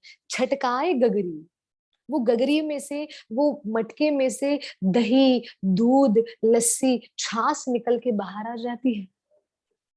कृष्ण मैं क्या करूं? तो ठाकुर जी ने कहा कि आपको नहीं आना चाहिए, आप कृपा करके चले जाइए। तो गोपियों ने कहा, फिर आपने अपनी वंशी पर हमारा नाम लेके आपने पुकारा है, क्यों? तो कृष्ण ने कहा, मैंने तो पुकारा पर आपको मर्यादा में रहना चाहिए। आप विवाहित हैं, आपका पति है, आपके सबके पति हैं, आपके बच्चे हैं, आपके सास ससुर हैं, आपका परिवार है, फिर भी एक पराये पुरुष के सामने आप आई हो आधी रात में। तो गोपियों ने कहा, अच्छा कृष्ण, चलो ठीक है, आप कृपा करके हमें उत्तर देंगे। हम कुछ पूछना चाहते हैं, कोई प्रश्न पूछना चाहते हैं, आप हमें उत्तर देंगे? कृष्ण ने बोला, जरूर उत्तर दूंगा। सारी गोपियों ने कृष्ण से पूछा। सारी गोपियों ने कहा, कृष्ण कृपा करके हमें ये बात बताइए कि हमारा पति, गोपियों ने कहा, कृष्ण हमारा पति अगर विदेश चला जाए, इस देश से परदेश चला जाए अगर हमारा पति, पर हम पतिव्रता हैं, पति के खाए बिना हम खाती नहीं हैं, पति सो जाए उसके बाद सोती हैं, पति को देखे बिना किसी पराये पुरुष को नहीं देखती, हम ऐसी हैं। गोपियां कह रही हैं कृष्ण को, हम ऐसी हैं। तो आप हमें बताइए कि हमारा पति तो अगर परदेश चला जाए तो वो हमारा फिर पतिव्रता धर्म तो टूट जाएगा ना। फिर हम कैसे करेंगे, भोजन कैसे करेंगे, सोएंगे कैसे, उठेंगे कैसे, आप हमें बताइए ना, क्योंकि पति के बिना तो हम कुछ करती नहीं। तो कृष्ण ने कहा, प्यारी गोपियों, अगर आप सच में पतिव्रता हो और आपका पति, आपका वास्तविक पति जो है, अगर वो विदेश चला जाता है किसी कारणवश, तो आपको क्या करना चाहिए? एक मिट्टी का पुतला बनाना चाहिए, उसी मिट्टी के पुतले को आपको अपने घर में विराजमान करना चाहिए। पहले उसके सामने थाली रखनी चाहिए, उसके बाद थोड़े समय बाद वो खुद भोजन करना चाहिए, फिर उसी मिट्टी के पुतले को सुलाना चाहिए और उसके बाद खुद सोना चाहिए। फिर जब उठो तो उसी मिट्टी के पुतले को देखो, तब जाके किसी और को देखो, तब जाके किसी और को देखो। तो आप ये मिट्टी के पुतले के साथ अपना नियम पूरा कर सकते हो, क्योंकि आपका पति तो विदेश गया है, परदेश गया है। तो परदेश जब तक जाए तो मिट्टी के पुतले से आप अपना नियम पूरा कर सकते हैं ना। तो गोपियों ने बोला, अच्छा ठीक है, धन्यवाद कृष्ण, आपने कितना अच्छे से बताया कि मिट्टी के पुतले के साथ हम हमारा नियम पूरा कर सकते हैं। कृष्ण ये बताओ कि फिर थोड़े समय बाद हमारे खुद के पति अगर परदेश परदेश से वापस आ जाए, विदेश से जब वापस आ जाए और दरवाजा खटखटा रहे हैं, खोलो दरवाजा खोलो, फिर भी हम दरवाजा न खोले और उसी मिट्टी के पुतले के साथ बैठी रहे और उसके साथ बैठ के बातें करें, तो आप हमें बताओ कि हम गलत कर रहे हैं कि सही? कृष्ण ने बोला, बिल्कुल गलत कर रही हो, क्योंकि दरवाजे पर तो आपको असली पति आ गया है ना, तो असली पति के पास जाइए ना। मट्टी के पति के पास क्यों जा रहे हैं? क्योंकि मट्टी तो आज नहीं तो कल वो नश्वर हो जाएगी, नश्वर मतलब मिल जाएगी, खत्म हो जाएगी। तो जो खत्म होने वाला है उस पे क्यों ध्यान दे रहे हो? असली पति बाहर खड़ा तो है दरवाजे के बाहर, जाओ दरवाजा खोलो, अपने असली पति का स्वागत करो घर के अंदर, जो विदेश से काफी समय बाद आया है। ऐसा कृष्ण ने बोला। तो गोपियों ने बोला, कृष्ण हम वही तो कर रहे हैं, हम वही तो कर रहे हैं। हम हमारे माटी के पति को छोड़कर, घर में छोड़कर आई हैं हमारे असली पति के सामने। हमारे असली पति तो कृष्ण आप है ना, आप है हमारे असली पति। गोपियां कह रही है, सारी गोपियां मिलकर कृष्ण को कहती हैं। संसार बड़े बुरी तरीके से ठाकुर जी के बारे में बात करते हैं कि तो वो करे रास लीला, हम करें तो ये, हम करें तो वो। मुझे कभी कभी इतना क्रोध आता है कि अरे भैया, लोग इतना कृष्ण के बारे में बोल कैसे लेते हैं? सच बता रही हूँ, इतना कृष्ण के बारे में बोल कैसे लेते हैं? मैं सच बताती हूँ, मैं ठाकुर मेरे बारे में कोई कुछ भी बोल देता है तो चलता है, पर जब कृष्ण के बारे में बात आती है ना, तो उस समय मैं मौन नहीं रह पाती। मैं तो सीधा बोल देती हूँ कि भैया हम मर्यादा भी नहीं रखते, बिल्कुल नहीं। क्योंकि कृष्ण के बारे में एक शब्द भी जो गलत कहे, उनको उसी समय छोड़ देना चाहिए। ये मैं नहीं, ये भागवतम कह रही है, ये मैं नहीं, ये भागवतम कह रही है। और मुझे गर्व है मैं कृष्ण से जुड़ी हूँ। मुझे गर्व है मैं उस परिवार में जन्म ली हूँ जहाँ पे सारा दिन का वातावरण सुबह से लेकर रात तक कृष्ण कृष्ण कृष्ण कृष्ण कृष्ण कृष्ण। मुझे गर्व है कि मैं उस परंपरा से जुड़ी हूँ, जिस परंपरा में कृष्ण कौन है, कृष्ण क्या है, कृष्ण की भक्ति क्या है, वो सिखाया जाता है, वो सिखाया जाता है। तो प्यारे प्यारे भक्तों, गोपियां, सारी गोपियां कृष्ण को बोलने लगी, तो हमने क्या गलत किया? अभी अभी तो आपने बोला कि वो मिट्टी का जो आपने पुतला बनाया है उसको छोड़ो, असली पति दरवाजे पर आया है, दरवाजा खोलो, उसको बुलाओ, बोलो आओ, विदेश से आ गए, आओ आओ, बैठो बैठो, उसको प्रसाद खिलाओ, उसके चरण दबाओ। तो हम भी तो असली पति के पास आए हैं हमारे मिट्टी के पति को छोड़कर। तो कृष्ण मुस्कुराने लगे। कृष्ण ने कहा कि मैं आपसे यही उत्तर चाहता था कि जिससे आप प्रेम करते हो, आप उसके पास आने का सामर्थ्य रखते हो कि नहीं? उसके पास आने का आपके अंदर कैपेसिटी, आपके अंदर एबिलिटी है कि नहीं, जिससे आप प्रेम करते हैं? तो उस समय गोपियों को कृष्ण कहने लगे कि गोपियों, तुम्हें तुम्हारे पति के पास जाना चाहिए। आप अभी आ तो गए हैं, आपको मैं स्वीकारूंगा, पर आपको आपके पति के पास जाना चाहिए, क्योंकि वही आपका पति मैंने आपको दिया है। तो जो मैंने दिया है उसकी सेवा करो ना, उसके संग खुश रहो ना, उसके संग अपना जीवन बिताओ ना, जो मैंने दिया है। तो कृष्ण ने बोला, भूलना नहीं है, जो मैंने दिया है उसको मेरा ही मानकर, उसको मेरी कृपा ही मानकर उसके साथ जीवन बिताना। ऐसा नहीं हो जो मैंने चीज दी उस चीज में खो जाओ, डूब जाओ और कृष्ण को भूल जाओ। ऐसा नहीं होना चाहिए, ऐसा नहीं होना चाहिए। मुझे किसी ने मैसेज किया कि हरिप्रिया माता जी, मेरी शादी हो गई है, शादी से पहले मैं बहुत कृष्णा भक्ति करती थी, पर अभी शादी के बाद मेरे ससुराल वाले नहीं करने देते हैं। मतलब कृष्ण का मजाक उड़ाना, कृष्ण के बारे में अपशब्द कहना, मैं क्या करूं, प्लीज आप मुझे बताएं। तो मैंने बोला, फिर आप उनको बोलिए कि कृष्ण के बारे में अनुचित ना कहे, क्योंकि कृष्ण के बारे में सुनना भी उचित नहीं है। कृष्ण के विषय में बुरा बुरा सुनना उचित नहीं है, आप उन्हें कृपा करके कहिए। बोला, नहीं वो नहीं मानते हैं। तो उन्होंने कहा, मेरे पति का भी मुझे बल्कि सपोर्ट नहीं है। उन्होंने पहले तो कहा था कि मैं आपके संग में भक्ति करूंगा, भजन करूंगा, पर वो अभी नहीं करते हैं, और न खुद करते हैं ना मुझे करने देते हैं। तो अब उसमें मुझे क्या करना चाहिए? मैंने बोला, अगर आपके अंदर सामर्थ्य है तो वो घर छोड़ दो, अगर आपके अंदर सामर्थ्य नहीं है, आप समाज का सोच रहे हैं, विचार कर रहे हैं, तो वहीं पर रहकर थोड़ा थोड़ा उनको बदलने का प्रयास करो। तो उन्होंने बोला, जैसा आप कहेंगे मैं वैसा करूंगी। तो मैंने उनको कहा कि उस घर को छोड़ो मत, क्योंकि ऐसा मेरा मानना है, मैं मेरा ऐसा थिंकिंग है। मैं आपको बता दूं प्यारे भक्तों, मैंने जो अपने माता पिता से सीखा है कि सिचुएशन जितनी भी खराब हो जाए, एंड मोमेंट तक गिव अप नहीं करना, उसको बनाने का ही प्रयास करना, उसको तोड़ने का नहीं, उसको जोड़ने का प्रयास करना। ऐसा मैंने अपने जीवन में सीखा है। तो मैंने वो माता जी को ये राय दी।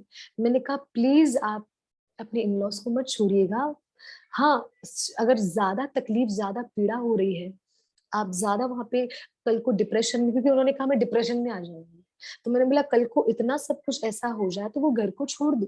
पर फिर भी अगर आप मेरी मानेंगे ना, तो आप अपने भक्ति, आप अपने प्रेम को इतना स्ट्रॉन्ग करो, इतना मजबूत करो, इतना प्रबल करो कि सामने वाला आपकी वाइब्स, वाइब्स मतलब जो एक वाइब्रेशन हमसे आते हैं ना, जो पवित्रता की ऊर्जा हमसे आती है ना, तो वो सामने वाले को सामने वाले को वो बदल देती है, सामने वाले को बदल देती है। तो बस तो मेरा मेरा बस कहने का तात्पर्य उनको यही था कि कृपा करके आप अपने इन लॉज को मत छोड़िए, प्लीज मत छोड़िए।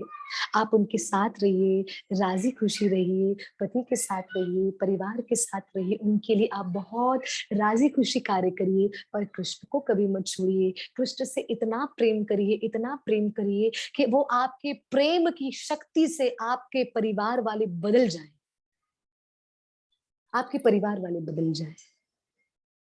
तो ठाकुर जी ने गोपियों से कहा कि गोपियों, आपको आपके पति के पास जाना चाहिए, महाराज के बाद आपको जाना पड़ेगा।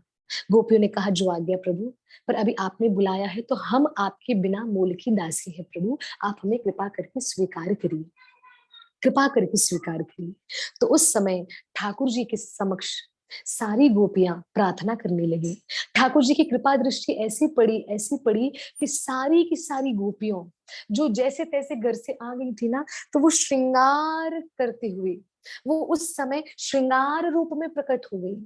मानो एक एक ने स्वर्ण चांदी के आभूषणों को धारण किया हुआ है, मानो एक एक ने सुंदर सा स्वरूप धारण किया हुआ है, इतना सुंदर, क्योंकि कृष्ण की कृपा दृष्टि ने उनको सुंदर बना दिया। मन मन सुंदर, मन चंगा करके कृष्ण के पास आई, ठाकुर जी ने उनका चन भी तंगा कर, उनका जो तन है वो भी चंगा कर दिया। सरलता से बोलूं तो मन को सुंदर करके आई, मन को सजा कर आई कृष्ण के लिए, तो कृष्ण ने उनके तन को भी सजा दिया अपनी अपने नेत्रों से, अपनी दृष्टि से। कृष्ण ने ऐसी कृपा दृष्टि करी ना अपनी प्यारे भक्तों की सारी भागवतम में आया है, सारी की सारी गोपियां वहां पे श्रृंगार से बहुत सुंदर सुसज्जित हो गई। सुसज्जित मतलब सुंदर तरीके से रेडी हो गई।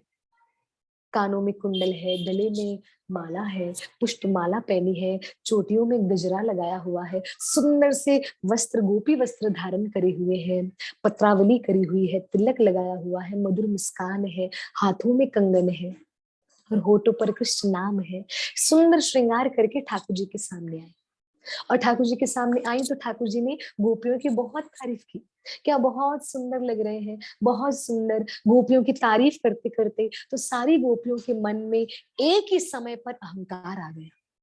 कैसे अहंकार आया? भागवतम कहती है वो अहंकार लाने वाले भी कृष्ण है। वे कृष्ण ने अपनी वाणी में उनकी तारीफ के साथ साथ कृष्ण ने माया जाल भी बिछाया। इस माया जाल में वो सबको सब फंसी गई, सारी गोपियां फंसी गई। गोपियों के एक साथ सहस्त्र, सहस्त्र मतलब हजारों, एक साथ हजारों गोपियों के मन के अंदर ये भाव आया कि हम कितने भाग्यशाली है ना, कृष्ण हमारे लिए आए हैं। ओहो, हमारे भाग्य को तो देखो, कृष्ण ने हमें पुकारा, कृष्ण ने हमें पुकारा, त्रिलोकीनाथ उसने हमें पुकारा और हम आ गए। ये तो कृष्ण वही है जो हमारे बिना रह नहीं सकता, और वही कृष्ण ने हमें बुलाया। और वो कृष्ण ये भी कह रहे थे कितनी सारी सुंदर लग रही हो, कितनी सुंदर लग रही हो। हम तो कृष्ण से प्रेम करती हैं, पर कृष्ण भी हमसे प्रेम करते हैं, त्रिलोकीनाथ, इससे बड़ी बात और क्या हो सकती है। मेरे प्यारे भक्तों, यहाँ पे ठाकुर जी ने देखा गोपियों के शब्द उचित है पर गोपियों का भाव उचित नहीं है। गोपियां शब्द तो सुंदर बोल रही है पर गोपियों का भाव सुंदर नहीं है। गोपियों के शब्द तो ठीक है पर गोपियों का भाव ठीक नहीं है। गोपियों के भाव में अहंकार है। शब्द ये कह रहा है कि कृष्ण ने मुझे पुकारा, पर भाव कहता है कृष्ण ने मुझे मुझे मुझे पुकारा। जबकि वही गोपियां कह सकती थी कि कृष्ण ने मुझे पुकारा, कृष्ण ने हमें पुकारा। हम कितने भाग्यशाली हैं, हम कृष्ण के चरणों की दासी हैं। हे कृष्ण, आपका धन्यवाद। भागवतम कहती है जिस बात पे धन्यवाद का भाव नहीं आता वो बात पे अहंकार आ जाता है। जिस बात पे धन्यवाद का भाव नहीं आता उस बात पे अहंकार, अहंकार मतलब ईगो, अहंकार आ जाता है। गोपियों को आ गया। उस समय ठाकुर जी ने देखा कि गोपियों में अहंकार, वो भी मेरी गोपियों में अहंकार। मेरे प्यारे प्रभु भगवान श्री कृष्ण उसी समय रास स्थली से, महारास स्थली से ठाकुर जी अंतर्ध्यान, अंतर्ध्यान मतलब गायब हो गए। ठाकुर जी उसी समय रास स्थली को छोड़कर चले गए। सारी गोपियों ने देखा कि कृष्ण चले गए, हमसे अपराध हो गया। सारी गोपियों को रियलाइज हुआ, तड़पने लगी, बिलखने लगी। मेरे प्यारे भक्तों, हम कभी कभी कृष्ण के प्रति गलती भी करते हैं पर रियलाइज भी नहीं होता। मैं तो ये कहूंगी कि अगर जिनसे गलती हो जाती है और उनको रियलाइज होता है तो आप भाग्यशाली हैं। आप भाग्यशाली हैं क्योंकि आपको रियलाइज तो हो रहा है। क्योंकि माया इतनी प्रबल है, हमको रियलाइज भी नहीं करवाने देती कि हमसे गलती हुई है। गोपियों से जो गलती हुई, जो त्रुटि हुई, क्या त्रुटि हुई? त्रुटि मतलब गलती। गोपियों से क्या त्रुटि हुई, क्या गलती हुई कि गोपियों ने अहंकार के वश में आकर कृष्ण को कहा कि ये कृष्ण हमारे लिए आए हैं।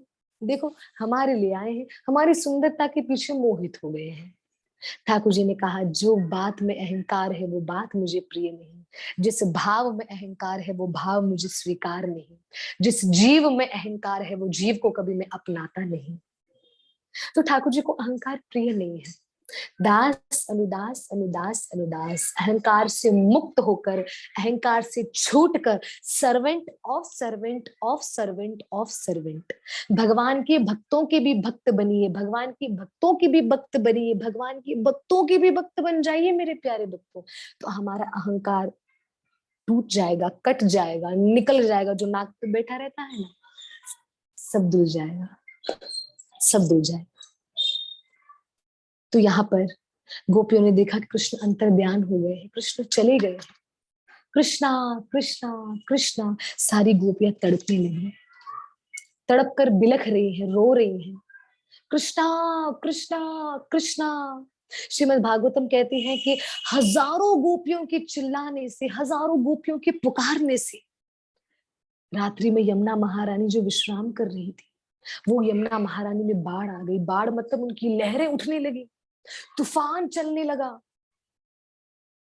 मंदिरों में आधी रात को घंटे बजने लगे, जो दिए जल रहे हैं वो दिए भी बुझ गए कि गोपियों का विरह, गोपियों की तड़प और गोपियों की पुकार ऐसी थी जो कृष्ण को पुकार रहे थे। कृष्णा कृष्णा। एक एक गोपी यमुना जी से पूछते हैं, अरे यमुना, अरे कालिंदी, तूने देखा मेरे कृष्ण को? कहाँ गए? किसके साथ गए? अच्छा, तू क्यों मुझे बताएगी? तू भी तो मेरे कृष्ण की जैसी ही तो है। कृष्ण भी काले, तू भी काली। कृष्ण का मन भी काला, तेरा मन भी काला।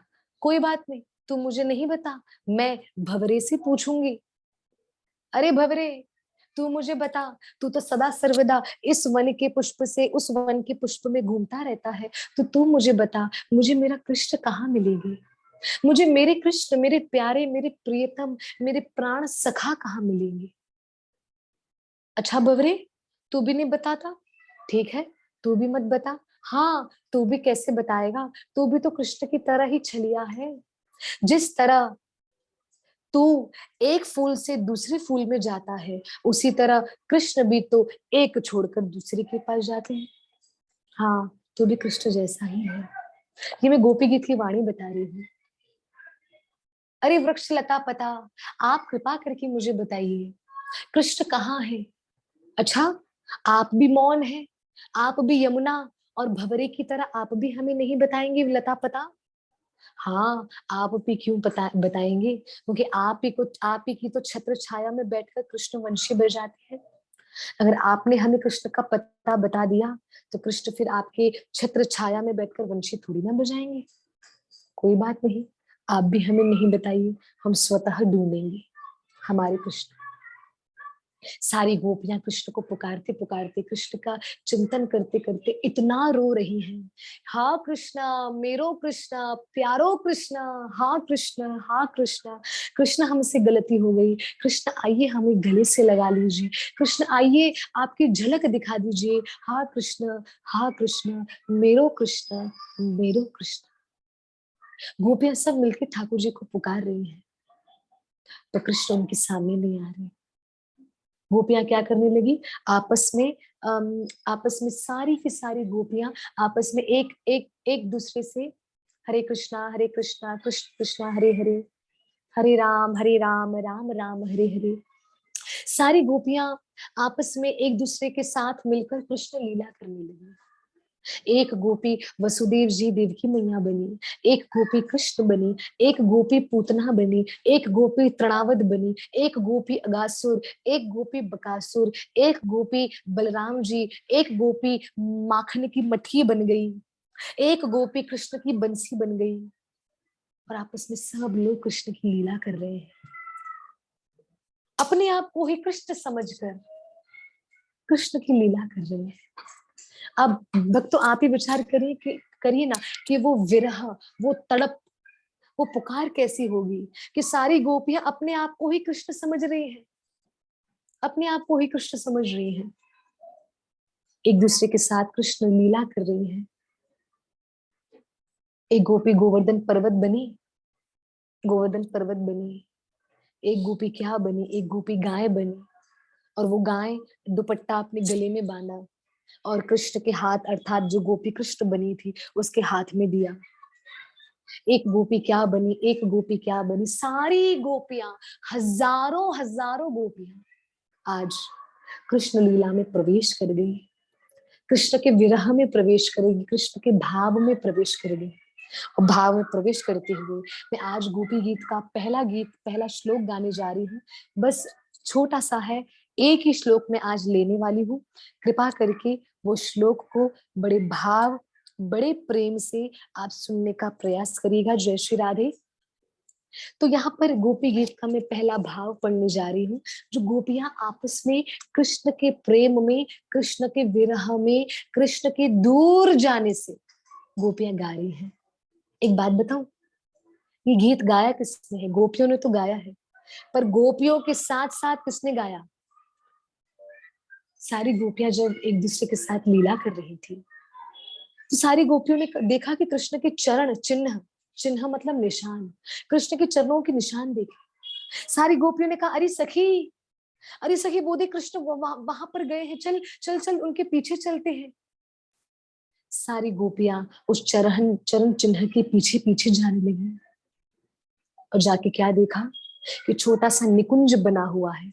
निकुंज मतलब छोटा सा वन, छोटा सा निकुंज बना हुआ है। उस छोटे से निकुंज के अंदर कृष्ण के चरणों के निशान रुक गए, मतलब वहां पे खत्म हो गए, बाहर खत्म हो गए। तो गोपियां थोड़ा अंदर गई, तो अंदर जाके देखा अब एक चरण चिन्ह के निशान नहीं, दो दो चरण चिन्ह के निशान, मतलब कृष्ण के साथ कोई और भी है। एक चरण के चिन्ह छोटे, एक चरण चिन्ह बड़े। गोपियां समझ गई। गोपियों ने कहा, लगता है कृष्ण कोई गोपी के साथ होंगे। अरे देखे तो सही वो गोपी कौन है जिसके लिए त्रिलोकीनाथ भगवान श्री कृष्ण ने हमें छोड़ दिया, हमारे सामने से अंतर्ध्यान हो गए। कौन है वो गोपी, कौन है वो सखी? सारी गोपियां मिलकर उस निकुंज के अंदर प्रवेश करती हैं, और जैसे प्रवेश करती है, जैसे जाती है, तो क्या देखती है? उस वन के अंदर, उस निकुंज के अंदर कृष्ण तो बैठे हैं पर गोपियों को दिखाई नहीं दे रहे। पर कृष्ण के साथ जो बैठी है वो और कोई नहीं, श्रीमती राधा रानी है। गोपियां राधा रानी के चरणों में गिर गई और कहने लगी, हे सर्वेश्वरी राधा रानी, अब कृष्ण से हमें केवल आप ही मिला सकती हैं। राधा रानी ने कहा, कृष्ण बैठे तो हैं, दर्शन करिए। गोपियों ने कहा, हमें वो दर्शन नहीं दे रहे हैं क्योंकि हमने अहंकार किया। हमने कृष्ण के सामने खड़े रहकर, कृष्ण को हृदय में न बिठाकर, हमने हमारे अहंकार को हृदय में जगह दी। तो कृष्ण सामने होते हुए भी कृष्ण हमें दिखाई नहीं दे रहे, क्योंकि अभी तक कहीं ना कहीं अहंकार है। राधा रानी अब कृष्ण से हमें आप ही मिला सकती है। ये सर्वेश्वरी राधा रानी अब कृष्ण से हमें आप ही मिला सकती है। उस समय सारी गोपियों को राधा रानी ने, ये श्रीमद् भागवतम में भी आया है, श्री सखी ने उपाय दिया। श्री सखी कौन, मैंने बताया था, श्री सखी मतलब श्रीमती राधा रानी। श्रीमद् भागवतम में आया है कि श्री सखी ने सारी गोपियों को उपाय बताया। मतलब आपको भी पता है कि मेरे श्याम सुंदर सखा, मेरे प्यारे सखा गायन से बड़ा रिझ जाते हैं, तो गाइए ना, उनके प्रेम में गाइए, उनके उनके भक्ति में मग्न होकर गाइए। और जो आप गाओगे, श्री गोपी कहती है, जो आप गाओगे उसी को ही हम गोपी गीत कहेंगे। गोपी गीत मतलब गोपियों का गीत। सभी कहेंगे बोलो गोपी गीत की जय हो। गोपियों का गीत। राधा रानी ने उपाय बताया सारी गोपियों को, क्योंकि सारी गोपियों को उपाय नहीं मिल रहा। कोई किसी के अंदर सामर्थ्य नहीं जो कृष्ण का पता बता सके, कृष्ण का दर्शन करवा सके, मात्र मेरी राधा रानी। श्रीमती राधा रानी मेरे प्यारे श्याम सुंदर के मिलने का उपाय बताती है। आप समझ रहे हैं श्याम सुंदर के मिलने का उपाय? आई होप आप समझ रहे होंगे कि मैं कहना क्या चाहती हूँ। श्याम सुंदर के मिलने का उपाय मैं आपको बता रही हूँ प्यारे भक्तों। कृष्ण के मिलने का उपाय मैं आपको बता रही हूँ प्यारे भक्तों। कृष्ण के मिलने का उपाय है गोपी गीत। कृष्ण हमसे गले लगे, उसका उपाय है गोपी गीत। कृष्ण हमारी पुकार सुने, उसका उपाय है गोपी गीत। हमारे जीवन में कृष्ण प्रेम बढ़े, उसका उपाय है गोपी गीत। आप मुझे बताइए, जो उपाय राधा रानी हमें करने के लिए बोले वो हम न करें, कितना गलत है, कितना गलत है। और ये उपाय राधा रानी करनी बोल रही है। ये उपाय ही तो है, कृष्ण से मिलने का उपाय ही तो है, जिसका नाम गोपी गीत है। अरे गोपियों, श्याम सुंदर को पाना है, चलो श्याम सुंदर मिल जाएंगे, उनको गाकर रिझाओ, उनको गाकर रिझाओ। गाओ, जो गाना है गाओ, बोलो, राग गाओ, गीत गाओ। जो तुम गाओगे वो गोपी गीत सुनकर मेरे श्याम सुंदर तुम्हारे पास आएंगे, तुमसे दूर नहीं रह पाएंगे।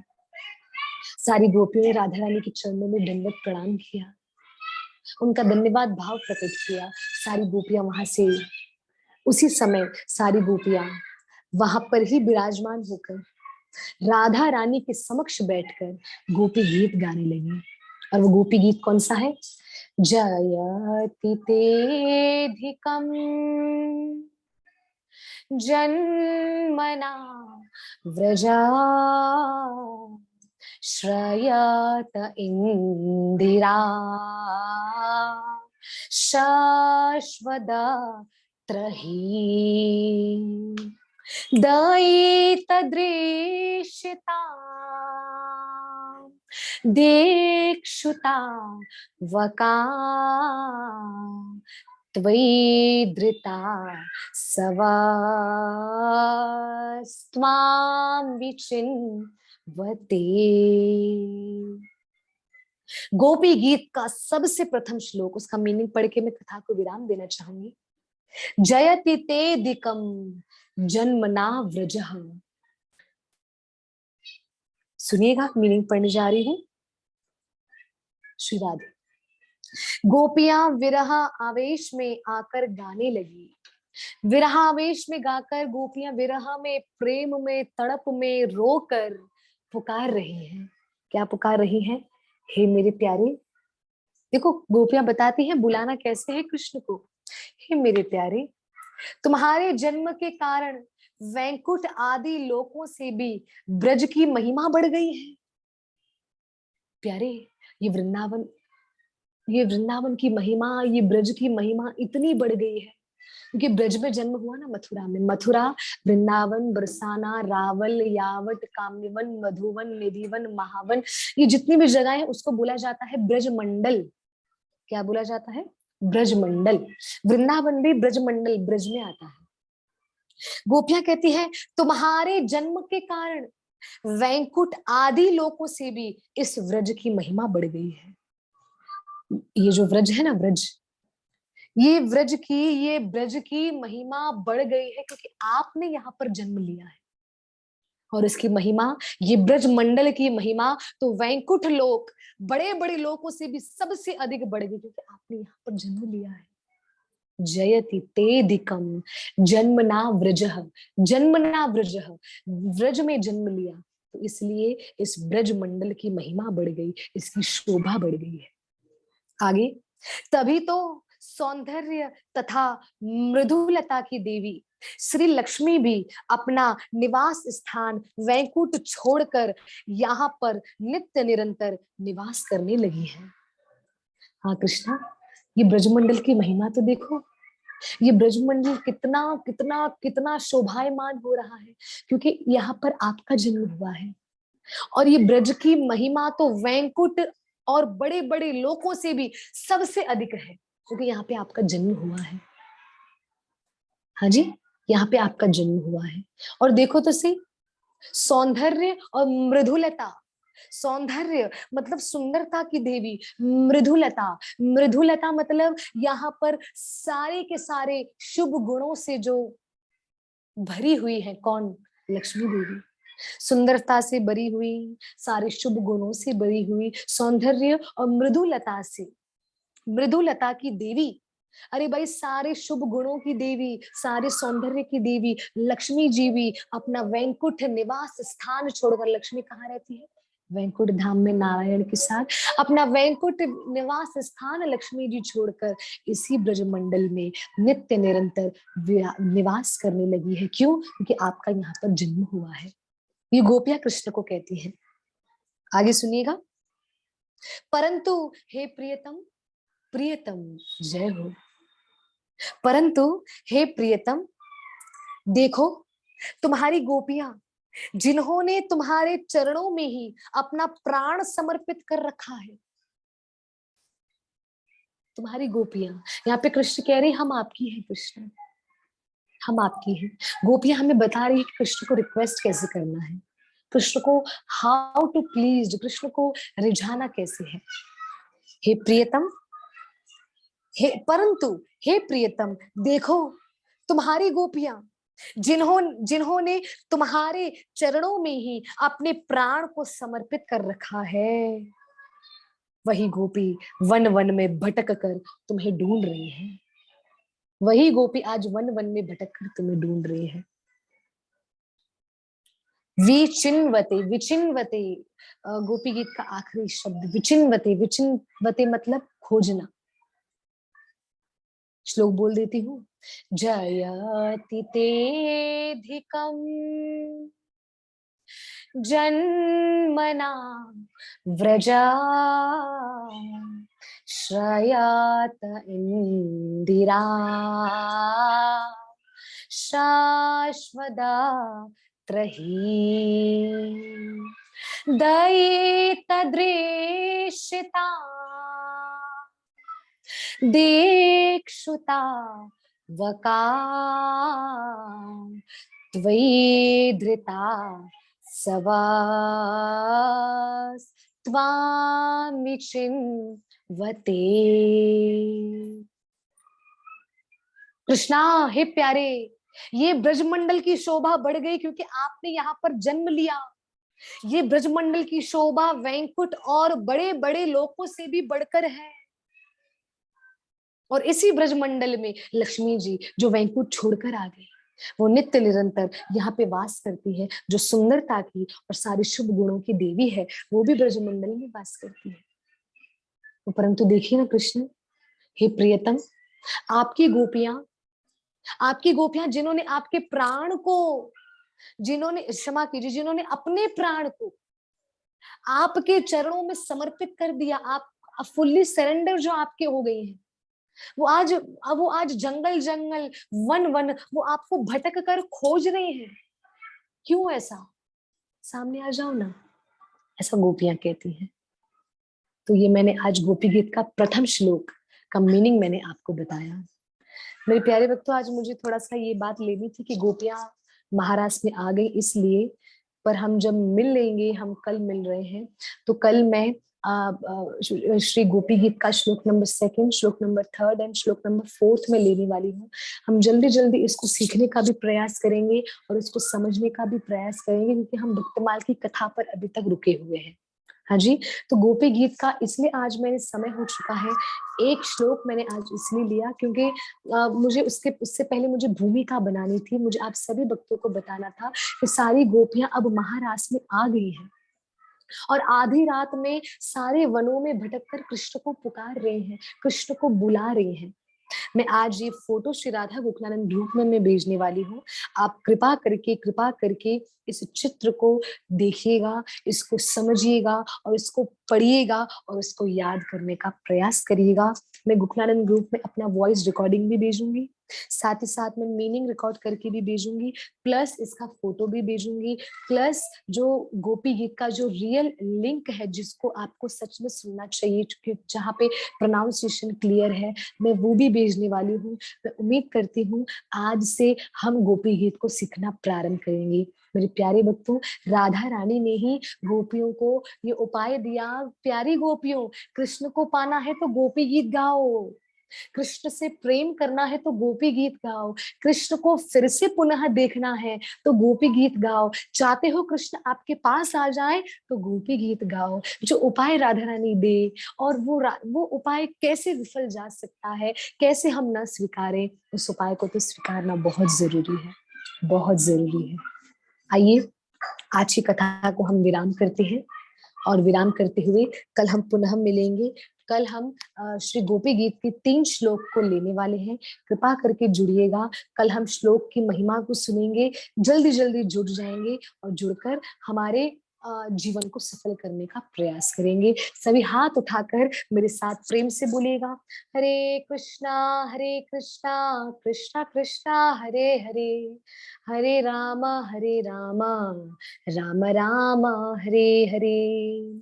श्री श्री राधा गोकुलानंद की जय, श्री वृंदावन बरसाना मथुरा मायापुर धाम की जय, श्रीमती राधा रानी की जय, अनंत कोटि सखियन गोपियन की जय, श्री गोपी गीत की जय, श्री श्रील भक्तिपाद की जय, श्रील प्रभुपाद की जय, श्रील गुरुदेव की जय, आज के आनंद की जय, अनंत कोटि वैष्णव भक्त वृंद की जय, निताई गौ प्रेमानंदे हरि हरि बोल। आप सभी भक्तों का हृदय से धन्यवाद। आइए प्यारे राधा गोकुलानंदन की मैं आपको दर्शन करवा देती हूँ। हरे कृष्णा।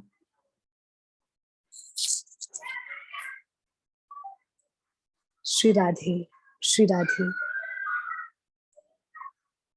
भाव भाव में सभी प्यारी राधा गोकुलानंदनी राधा रानी के चरण दर्शन करेंगे। जय श्री राधे, जय श्री राधे।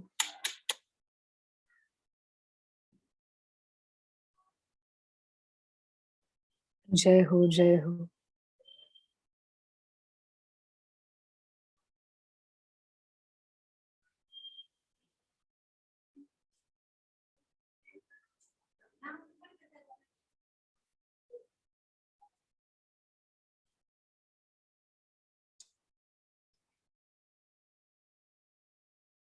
जय हो, जय हो। आज राधा गोकुलानंदन ने मुकुट धारण किया है, राधा रानी ने भी मुकुट धारण किया है। दोनों ने आज, प्रिया प्रियतम ने अपने मस्तक पर मुकुट को धारण कर रखा है। ये वृंदावन में ठाकुर जी यही मुकुट को धारण करते हैं। जब ठाकुर जी गैया चराने जाते थे, गैया चरा कर आते थे जब ठाकुर जी, तो जब थक कर आते थे, ओलाई ओलाई दर्शन जब होता था, तो ठाकुर जी को ऐसे मुकुट पहनाया करती थी यशोदा मैया। जब ठाकुर जी को संध्या का भोजन कराती थी ना श्रृंगार करके, तो श्रृंगार में ऐसे ही मुकुट को धारण कराती थी जो गोकुलानंदन ने पहना हुआ है। आप सभी जरूर दर्शन करने का प्रयास करिएगा। मेरी राधा रानी मुस्कुरा रही हैं, मंद मंद, पर आज खुली मुस्कान नहीं, पर मंद मंद मुस्कान है, मानो आज मेरी प्यारी राधा रानी भी गोपियों के भाव में आज खोई हुई है। जय श्री राधे।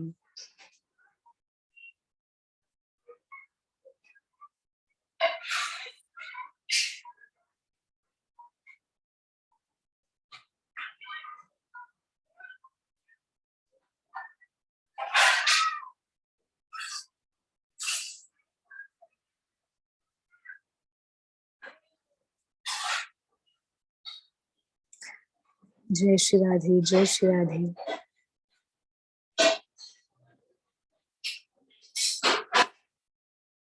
आप सभी को दर्शन हो रहे होंगे।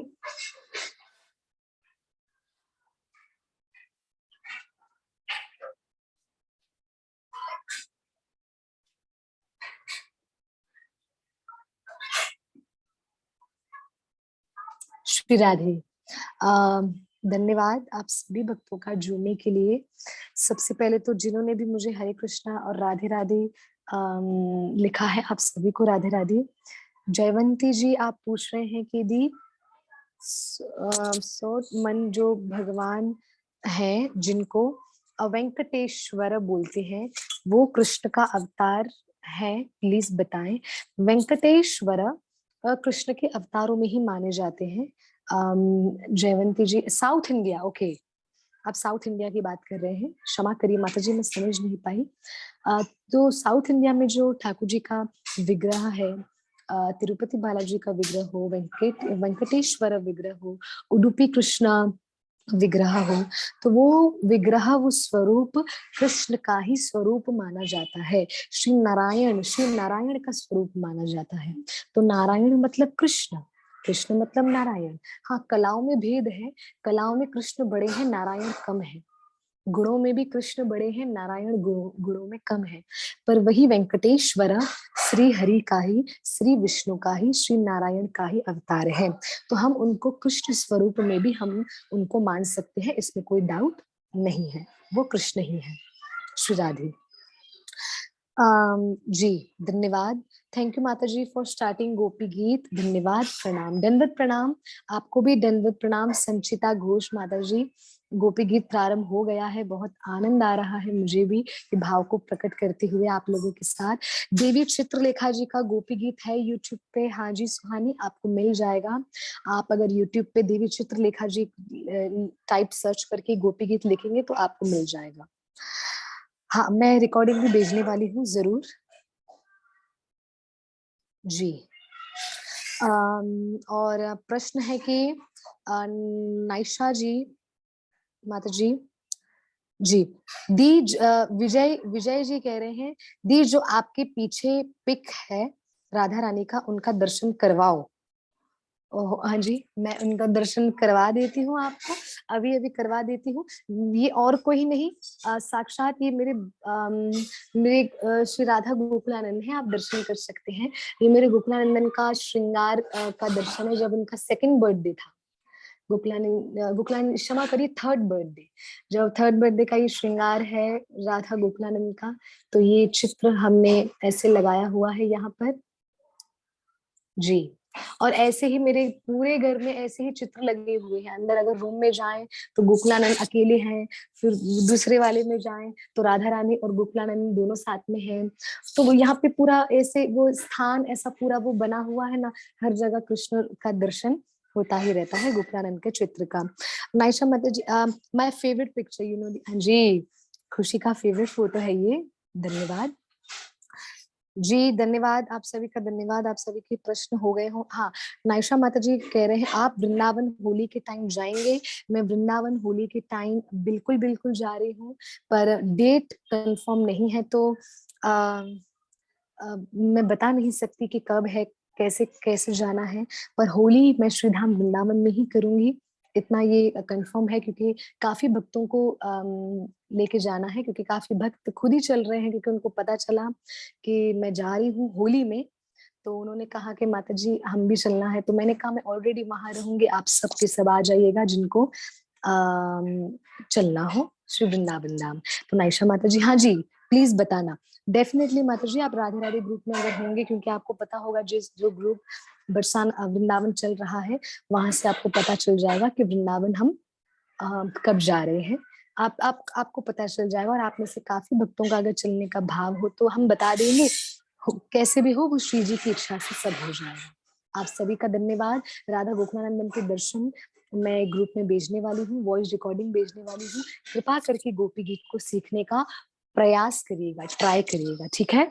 हरे कृष्णा, धन्यवाद, जय श्री राधे, हरि हरि बोल, हरि बोल।